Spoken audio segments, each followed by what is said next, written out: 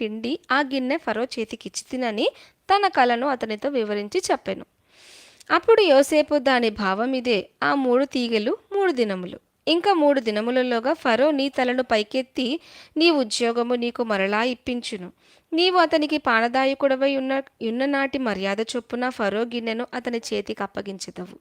కాబట్టి నీకు క్షేమము కలిగినప్పుడు నన్ను జ్ఞాపకము చేసుకుని నాయందు కరుణించి ఫరోతో నన్ను గూర్చి మాటలాడి ఈ ఇంటిలో నుండి నన్ను బయటికి రప్పించుము.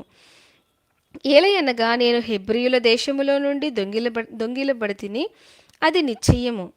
మరియు ఈ చెరసాలలో నన్ను వేయుటకు ఇక్కడ సహా నేనేమియూ చెయ్యలేదని అతనితో చెప్పెను. అతడు తెలిపిన భావము మంచిదని భక్ష్యకారుల అధిపతి చూచి అతనితో ఇట్లనెను, నేనును కలకంటిని, ఇదిగో తెల్లని పిండి వంటలు గల 3 గంపలు నా తల మీద ఉండెను. మీది గంపలో ఫరో నిమిత్తము సమస్త విధములైన పిండి వంటలు ఉండెను. పక్షులు నా తల మీదనున్న ఆ గంపలో నుండి వాటిని తీసుకొని తినుచుండెను. అందుకు యోసేపు దాని భావమిదే, ఆ 3 గంపలు 3 దినములు. ఇంకా 3 దినములలోగా ఫరో నీ మీద నుండి నీ తలను పైకెత్తి మ్రాను మీద నిన్ను వ్రేలాడదీయించును. అప్పుడు పక్షులు నీ మీద